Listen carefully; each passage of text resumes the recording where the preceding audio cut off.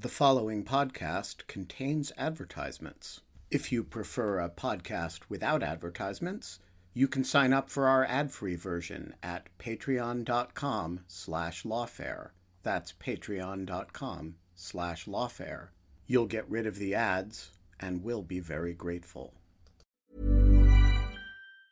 Right now, our lives are on our phones. And with our phones full of live-streamed exercise classes, midday work calls, and nightly family video calls, there's no room for fraud calls. Thankfully, AT&T makes customer security a priority, helping block those pesky calls. It's not complicated. AT&T Active Armor, 24/7 proactive network security and fraud call blocking to help stop threats at no extra charge. Compatible device/service required. Visit AT&T.com/activearmor for details.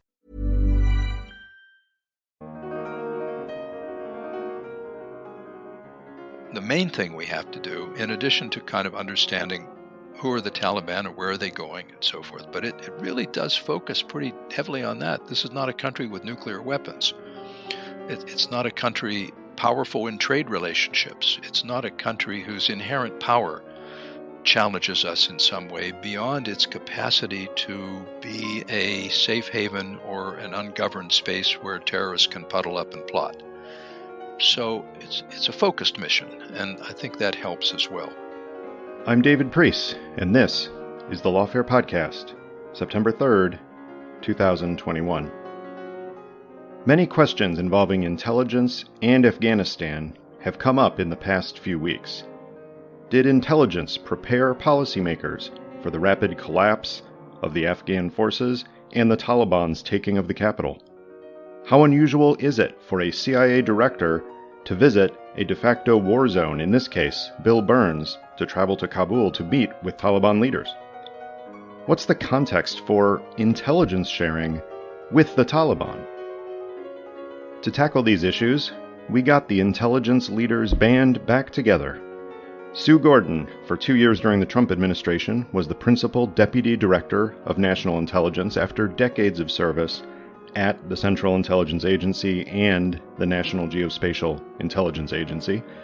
John McLaughlin served as the acting director of Central Intelligence and the deputy director during the George W. Bush presidency, after a career as an analyst, manager, and executive in the CIA. We talked about these questions and more in this, the Lawfare Podcast, September 3rd, Sue Gordon and John McLaughlin on intelligence and the Afghanistan withdrawal. To start out, thank you both for coming back. Seems we're getting the band back together on a monthly basis now to talk about some urgent issue relating to intelligence. I'd like to not focus just on the last few days or the last few weeks. We will get there.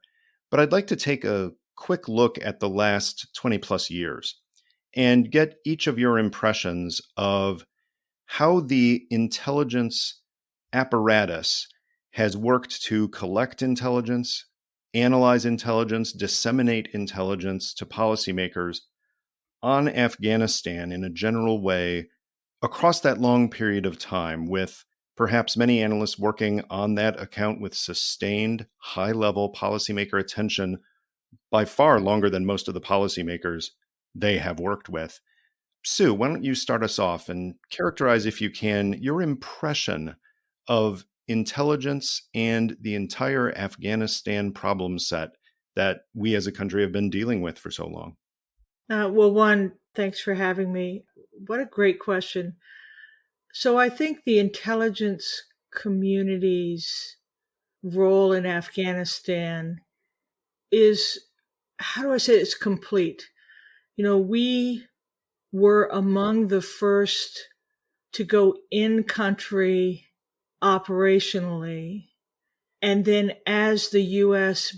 built out its presence, as it worked not only various missions, but also effected various policies, the intelligence community was both on the ground and providing the independent assessments that you expect of it. So this is one where from the beginning to the last moment, and I will tell the listeners, it won't stop just because our president stopped, have been part of this story.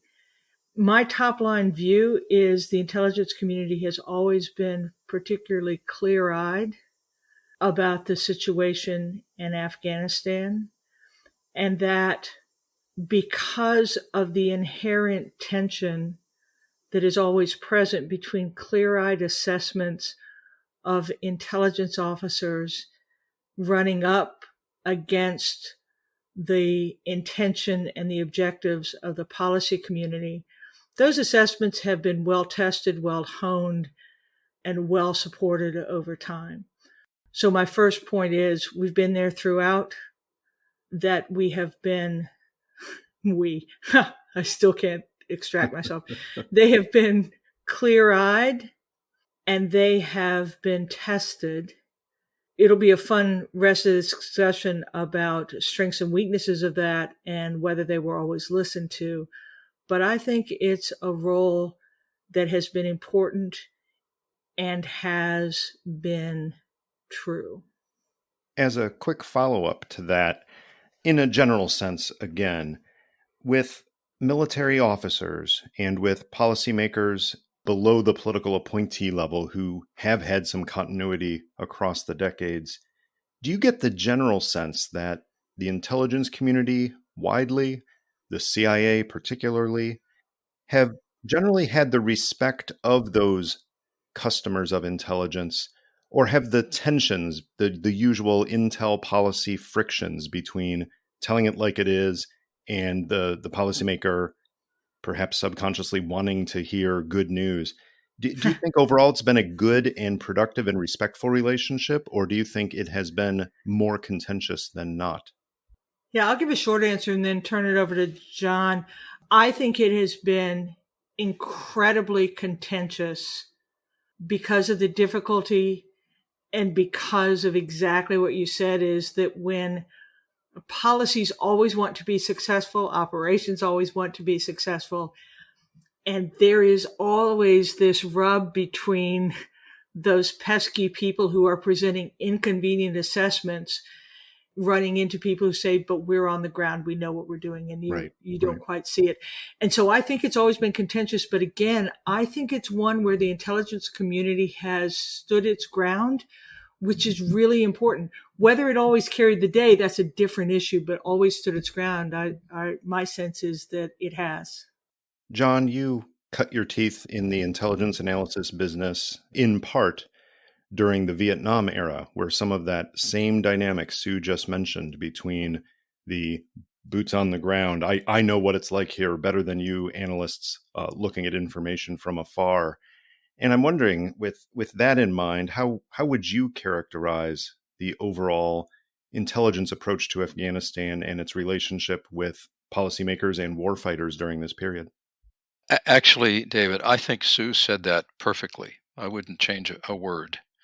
Now, admittedly, Sue was in government longer in more recent period than I was, but it echoes what I experienced and also what I have heard, from former colleagues when they've been reminiscing or emoting about it.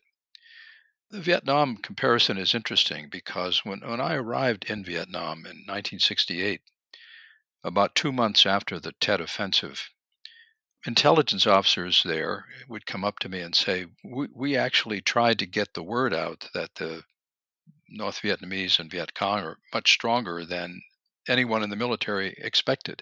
Mm-hmm. And we had a hell of a time getting that message out and across and getting any agreement to it. That's all pretty well documented publicly.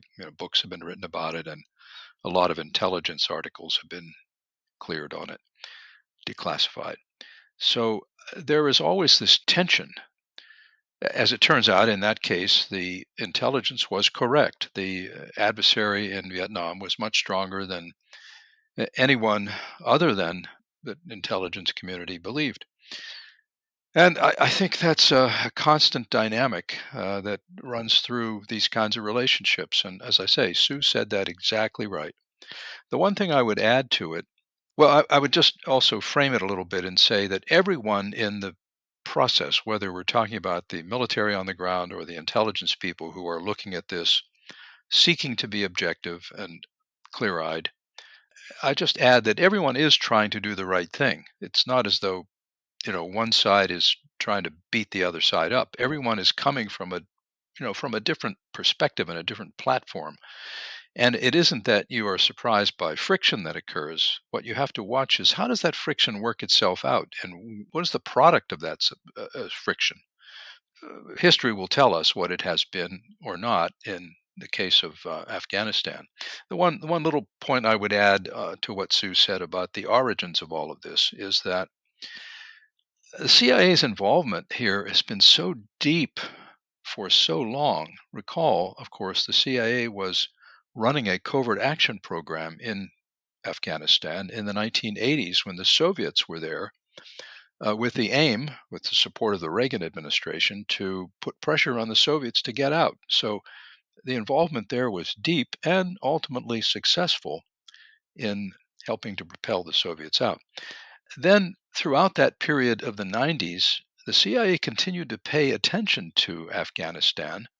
And in the years before 9/11, in the 2 years before 9/11, teams from the CIA were in Afghanistan on at least 5 occasions, building relationships with that part of the anti-Taliban population called the Northern Alliance, mostly Tajik-based, so that when 9/11 occurred, we had the human infrastructure and the relationships to go in there, as Sue said, very quickly. Our teams were on the ground in Afghanistan 15 days after the president said, "Go get this done." And in the early years, and my time in government ends early 2005, what I recall is the CIA was engaged in everything from counterterrorism to, for a period of time, what I would call civic action. That is, building wells and helping with medical facilities and schools, in part because the U.S. government was late to come to Afghanistan with civic action teams that were not intelligence-based. And then it transitioned from there to what ensued after that. Well, on that foundation, that really does set the stage for what is now, 20 years of policy after September 11th in particular, and 20 years of intelligence assessments going to policymakers, but also reaching the public, in part through the annual, or almost always annual, worldwide threat testimony that both of you have contributed to and been a part of before. And I found it interesting that in the most recent annual threat assessment, which was, I believe, in April of this year, that the new Director of National Intelligence, Admiral Haynes, mentioned that, Afghanistan was on the list. Afghanistan was something that was in that testimony, but it was not highlighted as a particularly important item. That is, it wasn't placed at the top of any list, and it did not receive extensive attention as part of the document. But there were some claims that do ring true when you look back from April to now. And I'm thinking in particular of the line, "The Taliban is likely to make gains on the battlefield, and the Afghan government will struggle to hold the Taliban at bay if the coalition withdraws support." And Sue, back to you first. When you hear that line, it certainly seems prescient. It seems like the analysts, even in a one line inside an unclassified document being presented for public consumption, that they got the general contour right, even if there was not a point prediction being made. What do you think of the public facing Afghan analysis that has happened since the beginning of the year? And do you think that the public side prepared the Congress and the American people for the eventualities that we saw? As I said, I think intelligence has a pretty clear view. The statement that you read for the annual threat assessment is consistent with, it has some coloration based on the current moment, but it's consistent with the assessments that have been made most recently. This is a difficult environment. U.S. presence makes a difference. U.S. presence lent strength and opportunity and the absence of U.S. presence was always going to be difficult. So I think that's a pretty consistent theme, again, with some temporal variation to it. And for the listeners, there is work going on every day behind the scenes. You get the public statements, but I don't think there's a day that the analysts aren't working to know more, assess more clearly, regardless of what comes out in the press. So one, I think that top line is pretty consistent. Two, don't be thinking that people weren't working every day. But when we get to talking about what has happened this year and how you got from that general statement, which feels like the kind of intelligence warning that when something actually happens, both seems present and insufficient. I think things happened over the year that people could have recognized would be making the situation worse, even though the situation hasn't changed. And that is what happens on the day you say you're going to leave, what happens to the sources that you had, what happens to the forces that have been working with you once they know that you're not going to stay. And the situation changes and degrades. And I suspect all those things were being made clear. John, I don't want to get into the specifics and second guessing what actually was said in classified intelligence assessments. That's a fool's game. But I do want to point you to what the New York Times reported going back a couple of weeks ago, but they've updated the story right up to today in reporting that, in fact, since July, intelligence agencies have predicted that the Taliban, if the Taliban were to start seizing cities, that there could be a cascading collapse that, in the language of the New York Times write-up, that could happen rapidly, and that Afghan security forces were at a high risk of falling apart.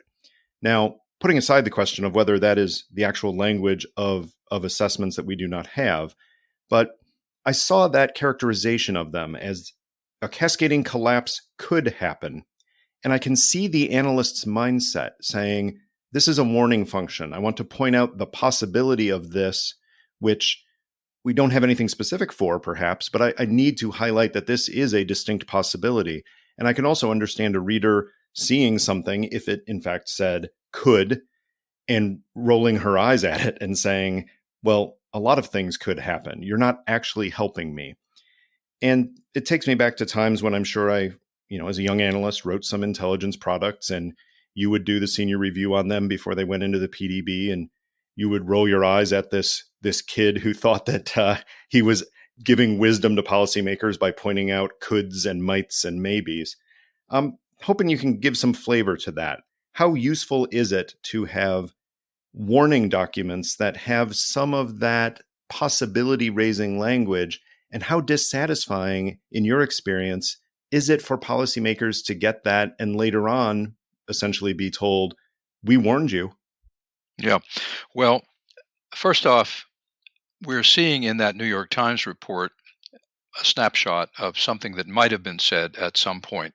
Mm-hmm. I recall that report, and of course we haven't read that intelligence, but it's possible that if one could look what was said before that judgment was made and what was said 2 days after and a week after and a week after, right, that would give you a real sense for what the policymaker, the decision maker, is hearing and absorbing over time. The hardest thing in the intelligence world is to perceive and document incremental change, things that are occurring a little bit at a time, because when you are surprised by something that happens suddenly, it usually is because you haven't documented the little changes that have gone on and achieved critical mass and arrived at some tipping point. A good case would be the Arab Spring. I'm sure that intelligence documented the building pressures in the Arab world for years. But who would know that a fruit seller would set himself on fire in 2010 and ignite literally a revolution across the Middle East? So I think it's important that intelligence say things like that to indicate that if you don't say that, you're indicating that things are static, but you're by saying something like that, you're saying this is a dynamic situation. It is moving. And if you say that every day in exactly that language, no, that's not satisfying to people. That relationship, but if you're documenting it over time, a trend is clear. And we struggle to understand why exactly the Afghan security forces collapsed as quickly as they did. And we will eventually, everyone will analyze this for years, as we've discussed. My hunch is, I wrote an article on this, on why I think they were collapsing, and it was based purely on just what's known publicly. Right. And I took it really from my experience in Vietnam, where essentially my point was armies don't rise or fall. They don't have strength or no strength on the basis of their training and equipment. That is almost irrelevant in the face of things like their respect for the government they're supporting, their faith in the future, and their sense that they are not surrounded by corruption. So I look back to Vietnam, and courage has very little to do with it. I worked with many courageous South Vietnamese soldiers, but they also knew that there was rampant corruption in their government and that it was a shaky affair, and that what were they fighting for in the end? Because in the end, people have to understand, we talk about war as if it's some abstraction. War is about risking your life, your personal life, to achieve some objective. You're never really protected from losing your life. You and your buddies are trying to preserve each other's lives, but you are always at risk. It takes a lot of faith to put people in that position and expect them to perform as though they are fearless.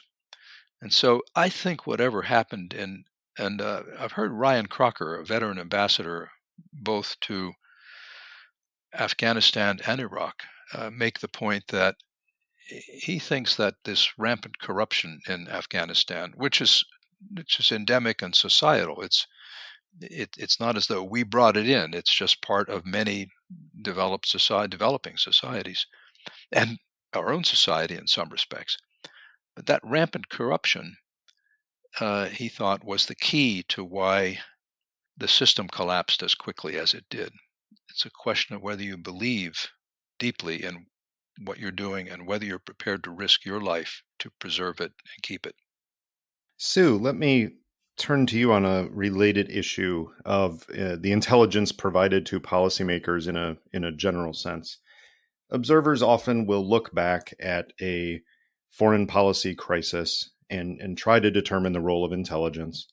And they will focus almost exclusively on whether the intelligence was, for lack of a better word, accurate. Did it predict what happened? Did it give policymakers insight into what happened? If they're a little more nuanced, they'll get to whether the intelligence was also objective. That is, if there was a problem with accuracy, was that due to a bias, either blatant politicization or something more subtle? Rarely do they get to the third leg, which is, was the intelligence timely? And it's interesting to me that in the reporting about this intelligence in the last several weeks and months, that issue actually has come up, which is supposedly intelligence provided in July, laying out these growing risks to the capital and noting the fragility of the Afghan government if the Taliban were to make some advances. But of course, key decisions having to do with the Afghanistan withdrawal were made before July. And I'm hoping you can give us some context for the importance of timely intelligence in the decision-making process at each level, from the White House on down into the national security bureaucracies. It's a great question. I think history is replete with examples of missing the temporal moment or mark. Yeah. Because knowing a perfect answer after a decision has been made is the same as not knowing the answer. And having too general a perspective is equally non-helpful. So the work of good craft, which is having a good foundation for the assessment you make, making sure that you understand your sources, that you understand the confidence you have in not only the material, but the source that provides it, that you have good craft behind it, and then making sure that it is delivered in a way that is useful for the decision is the discipline of intelligence.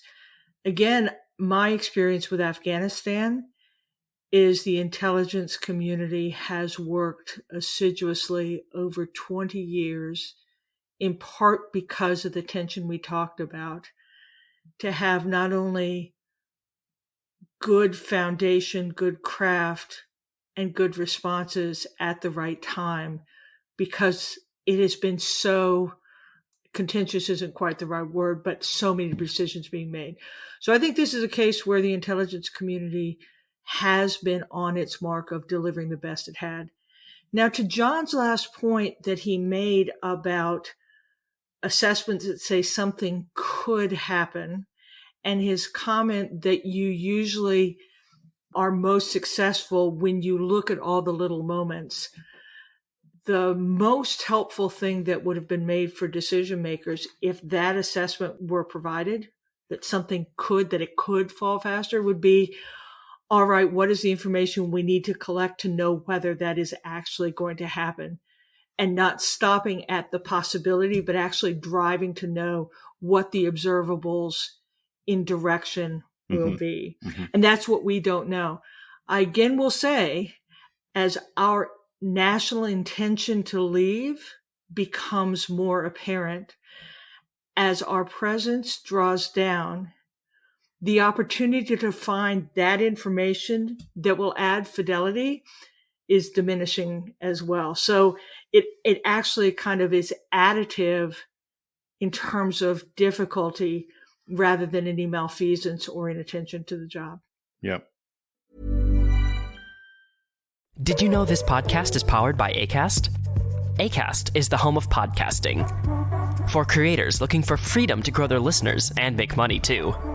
And creative brands looking for smart ways to advertise. Podcasters and advertisers in the know Acast. It's time you did too. Visit acast.com to find out more. Acast, for the stories. John, I'd like to turn to a different angle of the intelligence story here. There was a report last week that President Biden sent the CIA director, Bill Burns, to the Afghan capital to meet with the Taliban leadership. And that's certainly interesting. There's no shortage of diplomats in the U.S. Foreign Service or senior policymaking officials who could have had those discussions with Taliban leaders. And it's certainly common for CIA directors, you know this from when you were acting director and deputy director, you made countless trips overseas to meet with allies, to perform liaison with your counterparts in other intelligence services. But it's certainly less common to do so with people overseas who are less than friends and, in fact, in the past have been combat enemies. One of the more prominent examples I can think of to place this in context is when you were deputy director and George Tenet was essentially playing a lead negotiation role, bringing together Palestinians and Israelis in a way that usually was reserved for diplomats. And I'm hoping with that context, you can tell us what you think of this CIA director flying into a rapidly devolving situation and talking to the Taliban, trying to get some action at the airport, presumably to get as many evacuees out as possible. Yeah, I'll go directly to that question in a second, David, but I wanted to add one more thing to what Sue was saying about the merit of assessments that say something could happen. Without having looked at all of that intelligence, it is almost always the case that that is followed by or accompanied by something that says it could happen if. In other words, in the intelligence business, there are a couple of phrases that are almost forbidden. One of them is, it remains to be seen. You never say that. Never say that. I mean, it just struck out immediately. And another one is a could that just stands alone without any qualifier, or, people who put their final, as Sue did this in her job and I did, when you put your final imprimatur of the community on it, you don't want to send that forward and like that. So we don't know exactly what was said, but almost certainly people said, well, if sup. So what are the conditions that would lead to that? So going to your question, though, yeah, this is done from time to time. I wouldn't say it's common, but it's done from time to time where a CIA director or another official of the intelligence community, it could be the DNI, the Director of National Intelligence, is deployed somewhere to have a quiet conversation with someone below the sight line on the theory that we are speaking non-politically here. We are talking interests, and we're talking pragmatically, and we're talking in a way that we're not going to share with anyone else. There's, regrettably, somehow it leaked that Director Burns had done this. That's not the intention. The intention is to do this in a way that is profitable by virtue of conveying a message to someone and bringing back a reaction without having to adjudicate that in a public setting, so that you can understand where are they coming from, where's the trade space, what are we working with here. I can think of instances in my time. I was deployed to, you mentioned sometimes going to places where you're not particularly friendly. I was deployed to Moscow a couple of times to deliver a message about something that was upsetting to us in Russian behavior, and they listened, I think, productively, and in some cases receptively, in a way that they can in the intelligence channel, because again, there's no, let me put it through, there's less issue of face involved as there is in a public setting. They don't have to prove anything. You can really just talk down and dirty and the interests that are involved. Yeah, I remember sitting in the Lubyanka once having tea with a statue of Felix Dzerzhinsky looking over my shoulder. So one of those moments you remember. Yep. And these are sometimes productive visits, and you do them with allies as well, where you may want cooperation in a situation where even with allies, there's some sort of tension that simply doesn't exist in the intelligence channel, because there you can talk in a professional way without any politics involved. Now, Director Burns is going to see the Taliban. That's a little different too, because we're not talking. It's not an embassy cocktail party that he went to. It's not far from it. It was. I don't know where he met him exactly, but let me say this about Director Burns. He was involved in the Iran negotiations to leading up to the 2015 nuclear reduction agreement with Iran when he was in the State Department. And so he's no stranger to this under the radar diplomacy. And when I heard that he had gone there, I thought he's exactly the right person to send, because he's, as a State Department veteran, former ambassador, those who know him would say, he's a master diplomat. And he would have instincts about how to talk to someone without setting off a counterproductive reaction on their part. And we don't know yet what the result of that was. I wouldn't believe anything I saw in the media on that. And that's a great point. Being with his background as a decorated career Foreign Service officer, he's probably better prepared than perhaps any director of the CIA in history to play this quasi-diplomatic role. Sue, what are your reflections on the CIA director being tasked with this particular job? Well, I think I'm in complete agreement with John. I might say it less completely and more succinctly, and that is, we ought to have those kinds of discussions. One of the great instruments of national security is the ability to have a conversation with almost anyone below the level of politics and policy, so that you can have a constant channel by which you can send messages directly that are reality-based, without the glare of a spotlight where everyone has to answer to a different agenda or master.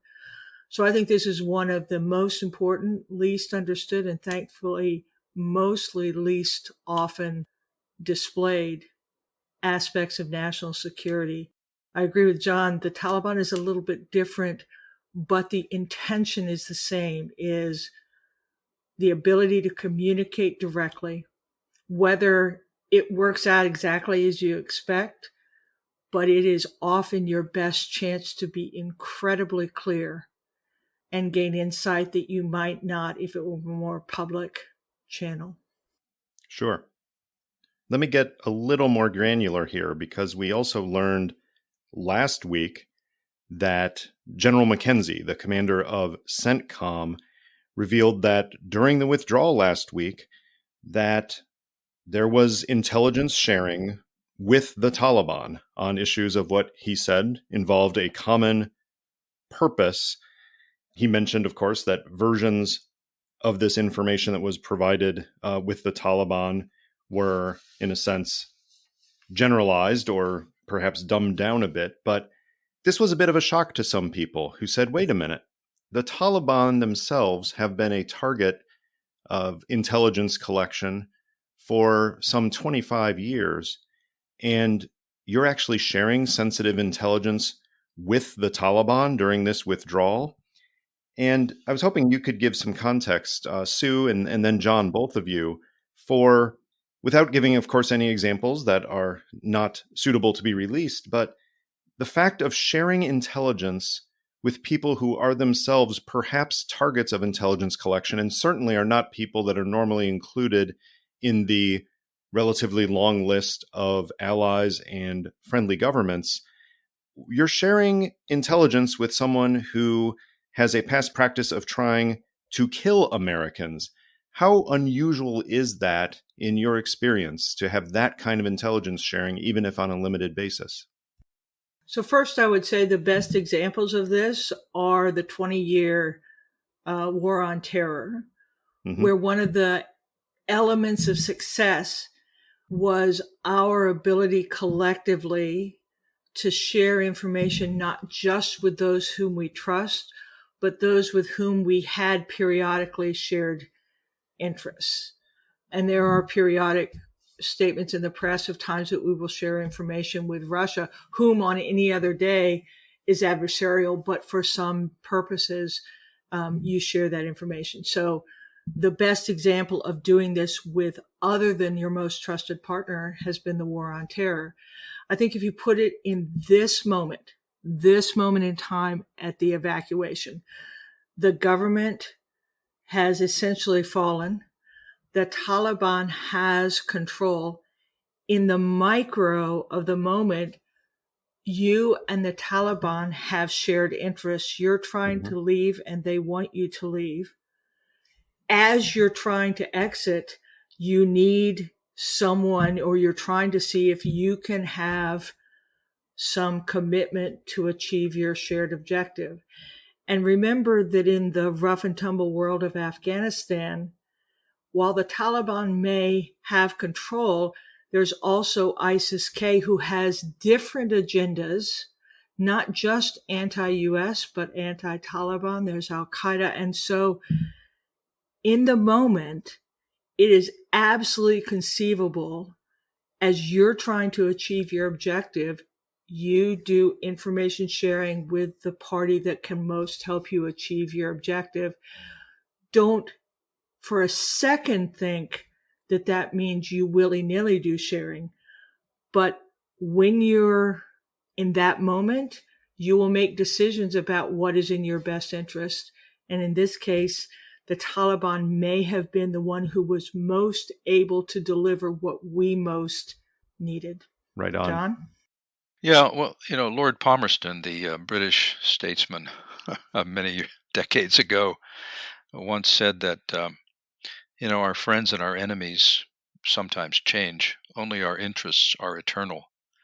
And I think that's what governs this sort of thing, that you find somewhere where there's a Venn diagram that has your interests overlapping, even though you may be poles apart on something else. And I think that's what was going on here. And also it underlines another point that I think is worth thinking about, and on which we'll need much more data, and that is, who are the Taliban these days exactly? And they obviously are trying. We won't know for a long time whether genuinely or for propaganda purposes. They are trying to suggest to the world that they're not the Taliban that we overthrew in 2001. Maybe they are. It's appropriate to be skeptical. On the other hand, if they're trying to make that point, you can understand why they might want to demonstrate a bit of fidelity to this goal of working with us. And maybe they're trying to see where it goes too. I mean, in the end, we have to be skeptical of the Taliban and we have to expect the worst. But on the other hand, if we are hoping for the best for the Afghan people, that is a continuation of the good things we did there, the education of children, the improved medical care, the freer press, we can't expect all of that to continue. But if we're hoping for some of that to be preserved, part of our job is to see if it's possible to maneuver the Taliban in that direction or strengthen whatever gossamer impulses may exist in that organization in some quarter. Because there have been some academics who've tromped around there, and not to make this academic, but there have been some researchers who've tromped around in the districts over there and come back and said, Taliban aren't all that different from they used to be, except some of them are. There are some commanders are kind of aware that they can't just beat people up, that that's not the way to govern, although a lot of them are still going to beat people up. So I'm just suggesting this is a dynamic situation in which we need to maybe expect the worst, but keep our eyes open for possible openings that would lead to maybe a better situation. And so this kind of relationship that we've talked about, the CIA director meeting with one of them, and perhaps after that meeting, the Taliban person saying, that wasn't a bad guy. I don't know what he said, but I'm guessing he might have said that. Respect carries a lot of weight among adversaries. It's odd. Notice Biden's first meeting with Putin. Of course, on the one hand, he's conveyed contempt for Putin. Remember, at one point he called him a killer. Right. But in that meeting in Europe, he treated him with respect, and he treated him as a serious person. And if you look at what Putin said in Russia when he went back, he was giddy about Biden. He couldn't stop talking about what an impressive person he was. Why? He got a little respect. So you got to be careful respecting people who want to kill you, like the Taliban. But I just say that in the end, even people driven by deep ideological conviction counter to yours are still human beings at some level. Right. And so we got to keep that dimension of all of this in sight as we talk about large geopolitical movements and maps and things. Along those lines, I do wonder now whether a principle that generally applies to U.S. citizens and to friendly governments, which is the duty to warn, how does that apply here? The idea being that if a credible, reliably reported threat comes in that's judged to be of some quality that purports to a threat to someone's life, there is the sense of a duty to warn, which often comes up in the terrorist context, to issue a public, even if it necessarily vague, warning about the potential for an attack in a particular area or during a particular holiday season. Does that duty to warn extend to something like the Islamic State in Khorasan, as they call themselves, having a direct threat to a Taliban leader at a time when we're trying to cooperate with the Taliban to evacuate Americans? Again, I think it comes down to, one, we made a decision, right? We made a decision that we were going to end our participation on the ground in Afghanistan. And our interest is in, at that moment, getting our people home safely. That's our interest. The people who can most help us with that interest. Stability at the point of departure is in our interest. And so I think, one, we have no idea what the fidelity of the threat information was. But two, I just think it comes down to, at that moment, how do we best achieve our aims? I think this is the question that's going to be asked going forward is, now that we've made this decision, how much say do we have about what happens after? What's our plan? What's our plan for regional stability? What's our plan for counterterrorism? Because it won't be able to be affected in the same way. And we will have less say over what happens in Afghanistan because we have exited. So I think you almost have to separate the two. On that moment, it was, how do we get our people out most effectively and safely? And you do what you need to do that day. And then we need to go forward and figure out, what are we going to do next to achieve the national interests that are still in play regionally, even though we've chosen not to affect them on the ground in the manner that we had. Yeah, if I could add to that, David, I think I would say to our listeners, just be absolutely positive that this is one of the things, the question you've asked, how do we deal with the Taliban? Do we deal with them in the way we deal with other forces that have been adversarial? Just be sure that that's going to be a dominant discussion in the national security meetings in the Biden administration, in the principals meetings and so forth. And if I were running them, the first question I would ask in a meeting and task out papers for people to reflect on this and bring to the meeting would be, how do we preserve in Afghanistan the good things we did? I mean, is there a way? And what would have to be done to preserve that? And the reason that's important is because of the 20-year investment in blood and treasure, and because for Americans wondering, what did we accomplish there? I mean, one school of thought that we will hear vocally expressed in now and in the coming days is, well, it was all for nothing. Well, we don't know that yet. How could we make it something other than all for nothing? How could we preserve or strengthen the factors and forces that would help preserve some of the good things we did there? Because that would make our effort there more meaningful as we look back on it. You know, again, comparing it to Vietnam, there was nothing to preserve when we left. Someone asked that question, it certainly wasn't answered. Now, Vietnam has turned into quite a wonderful country, and we have a relationship with them again, a good one. But we had not a lot left to preserve there when we left, and there's stuff to preserve. You know, this is a point I've made and that I've started to hear others making recently, is that the Afghanistan that Taliban come back to is a different Afghanistan in some respects. The culture is probably the same. It's still a tribal culture. What matters most is taking care, if you're the tribal leader, of your people materially and otherwise. So it's not a federal culture. It's not like us. And the values are different and so forth. But on the other hand, the median age is something like 25. 75% of the people in the country have been born sometime in the last 25 years. And the vast majority of the country has known nothing other than what we brought there, for better or for worse, the good parts and the bad parts. But some of it was pretty good, in the opinion of many Afghans. Why were so many trying to leave, other than those who worked with us? And so that should be a goal, is how do we strengthen the chances of some of that surviving, so that what we did was, in everyone's view, in part at least, worth all of that effort. Yeah, just if I can jump in real quick, David, on that, in a moment of personal privilege. I think this is being said more and more.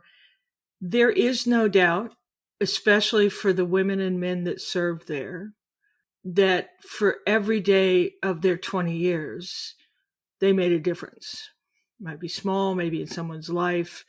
Maybe it's giving women and children an opening that they wouldn't have had.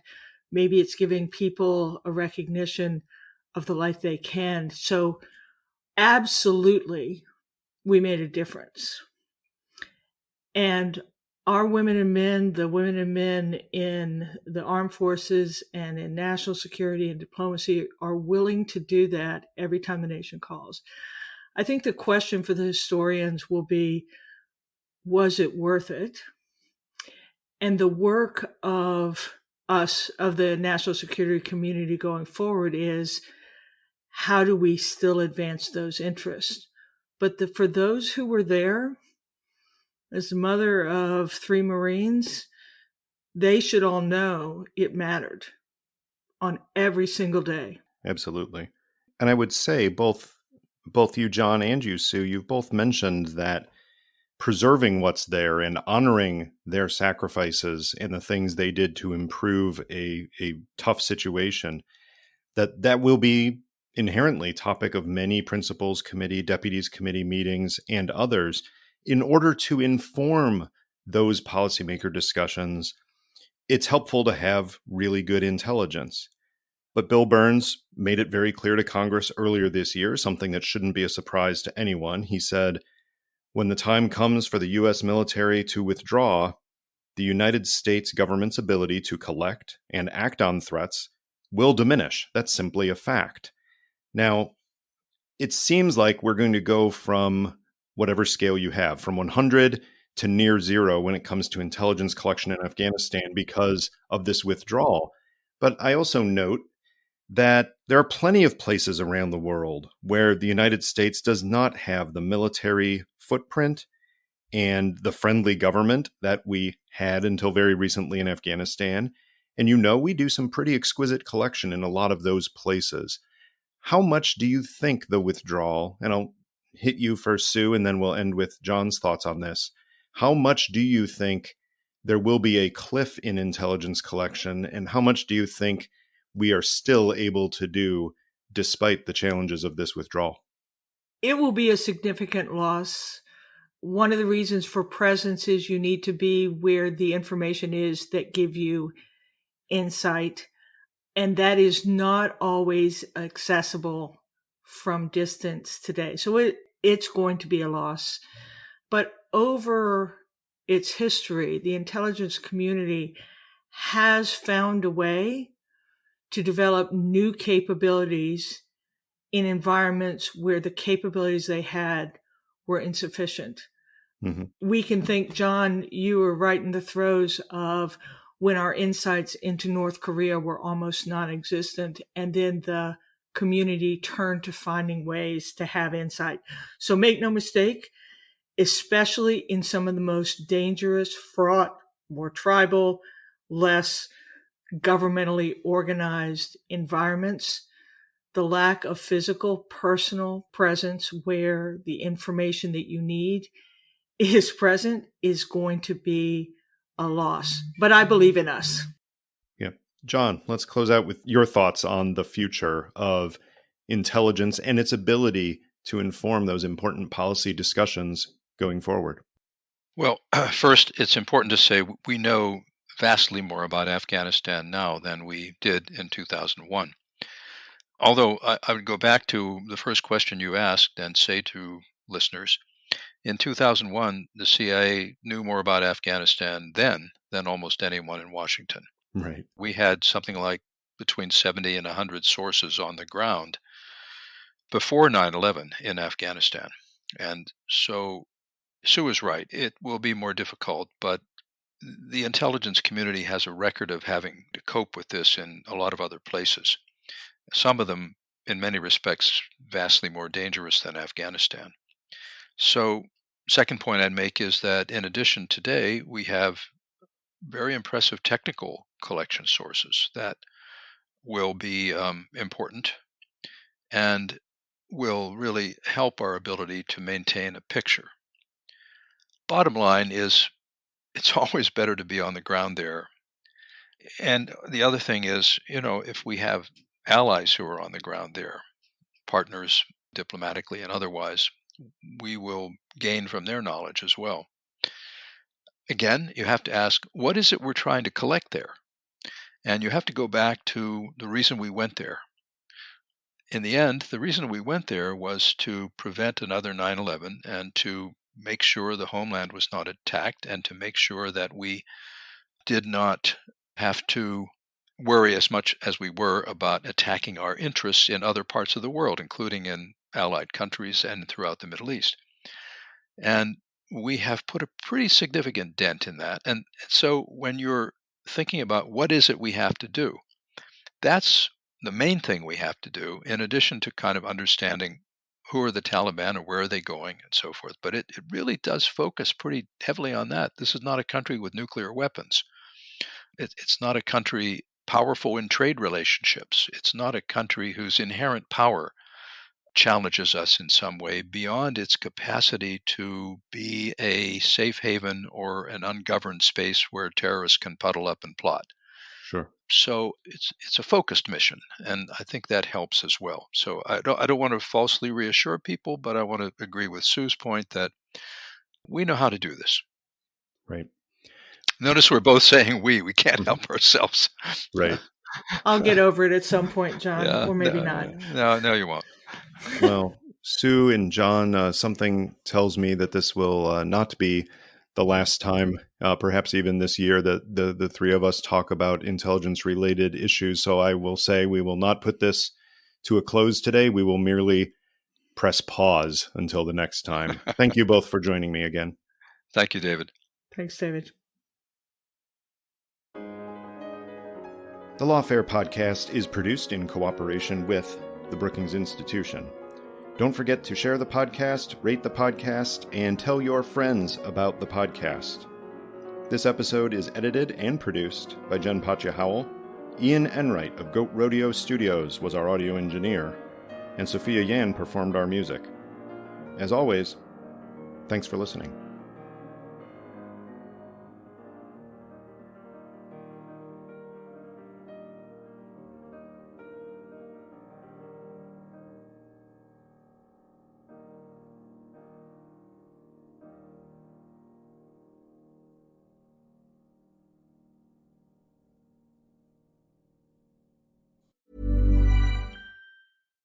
Hello, this is John Grills from Creepy. Want to see something scary? Shudder is the ultimate streaming service for fans of horror, thrillers, and the supernatural.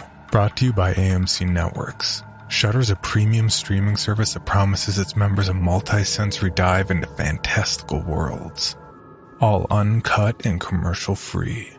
Discover films and series that cover the entire horror spectrum, including highly anticipated new releases like The Boy Behind the Door, and one of my new favorite movies, Psycho Gorman. Available ad-free, on demand, and through the platforms you're already on. Shudder. So good, it's scary. Sign up at shudder.com. That's SHUDDER.